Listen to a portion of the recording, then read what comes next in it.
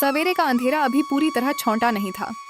आसमान हल्का नीला होने लगा था, लेकिन गलियों में सन्नाटा पसरा था। उसी सन्नाटे को तोड़ती हुई एक पतली सी आवाज उठी, चूल्हे में जलती लकड़ियों की चरचराहट। रामू उठ चुका था, हर दिन की तरह, बिना किसी शिकायत के, बिना किसी आलस के। उसके लिए सुबह का मतलब आराम नहीं, बल्कि जिम्मेदारी था। रामू एक गरीब चाय वाला था। शहर के बस अड्डे के पास एक पुराने पीपल के पेड़ के नीचे उसकी छोटी सी चाय की दुकान थी। दुकान कहना भी शायद बड़ा शब्द होगा। 2 लकड़ी के बक्से, एक जंग लगा स्टोव, एक काली केतली और कुछ टूटे फूटे गिलास, बस यही उसकी दुनिया थी।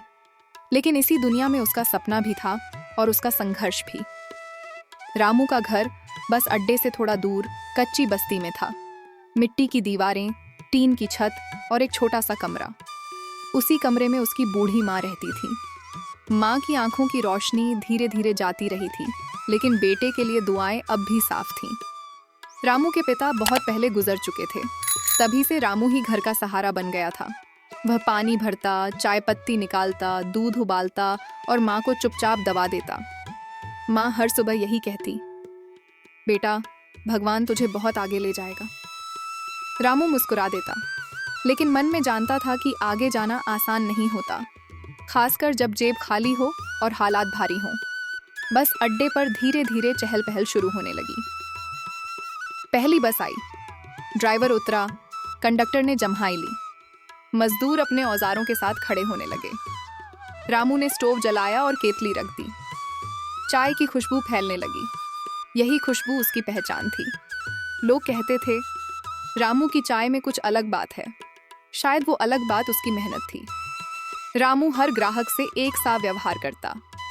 कोई अमीर हो या गरीब, कोई गुस्से में हो या थका हुआ, सबको वही गरम चाय, वही शांत मुस्कान। कई बार लोग पैसे कम देते, कई बार उधार मांगते। रामू मना नहीं करता। उसे पता था कि पेट की आग कैसी होती है।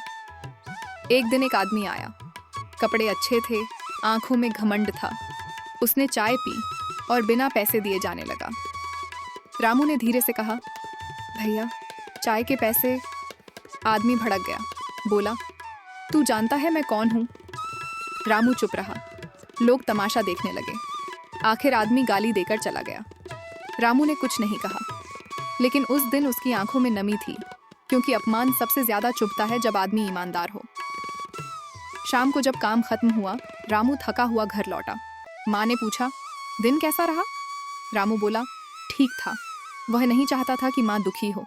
वह जानता था कि उसे मजबूत बनना है। रामू के मन में एक सपना था। वह अपनी दुकान पक्की करना चाहता था। एक सही मेज, साफ गिलास, एक छोटी छत। वह चाहता था कि माँ को कभी दवा के लिए पैसे की चिंता न हो। लेकिन सपनों और हकीकत के बीच लंबा फासला होता है। एक दिन बारिश हो रही थी, तेज बारिश। बस अड्डे पर पानी भर गया था। लोग इधर उधर भाग रहे थे। रामू की दुकान भीग गई, चूल्हा बुझ गया। उस दिन उसने एक भी चाय नहीं बेची। शाम को जब वह घर पहुंचा, माँ ने देखा कि बेटा चुप है। माँ ने उसका हाथ पकड़ा और कहा, बेटा, मेहनत कभी बेकार नहीं जाती। रामू की आंखों से आंसू गिर पड़े। उसी रात रामू देर तक जागता रहा। उसे अपने पिता की बातें याद आईं। इंसान बड़ा नहीं होता पैसों से, बड़ा होता है अपने काम से। रामू ने तय किया कि चाहे कितनी भी मुश्किल आए, वह मेहनत नहीं छोड़ेगा। अगली सुबह वह फिर उसी जगह खड़ा था। वही चाय, वही मुस्कान, वही संघर्ष। लेकिन इस बार उसके अंदर कुछ और था, हिम्मत। और यही हिम्मत उसकी कहानी को आगे ले जाने वाली थी। गांव से शहर तक जाने वाला रास्ता लंबा था। उस रास्ते पर रोज सुबह मोहन पैदल निकलता था, हाथ में एक पुराना थैला, पैरों में घिसी हुई चप्पल और आंखों में थकान के बावजूद उम्मीद। मोहन कोई बड़ा आदमी नहीं था। वह शहर में एक छोटी दुकान पर काम करता था, जहां उसे दिन भर बोझ उठाना पड़ता था। मजदूरी कम थी, लेकिन पेट भरने के लिए वही काफी थी। मोहन का घर गांव के आखिरी सिरे पर था। मिट्टी की दीवारें और खपरेल की छत। माँ बीमार रहती थी और पिता बहुत पहले दुनिया छोड़ चुके थे। घर की सारी जिम्मेदारी मोहन के कंधों पर थी। कई बार लोग उससे कहते, इतनी मेहनत करके क्या मिलेगा? मोहन चुप रहता, क्योंकि उसे पता था कि सवाल आसान होते हैं, जवाब नहीं। शहर की दुकान में मालिक अक्सर डांटता था। छोटी सी गलती पर आवाज ऊंची हो जाती। मोहन सिर झुकाकर काम करता रहता। उसे नौकरी छोड़ने का मन कई बार हुआ तय हुआ, लेकिन माँ की दवा और घर का खर्च उसे रोक लेता।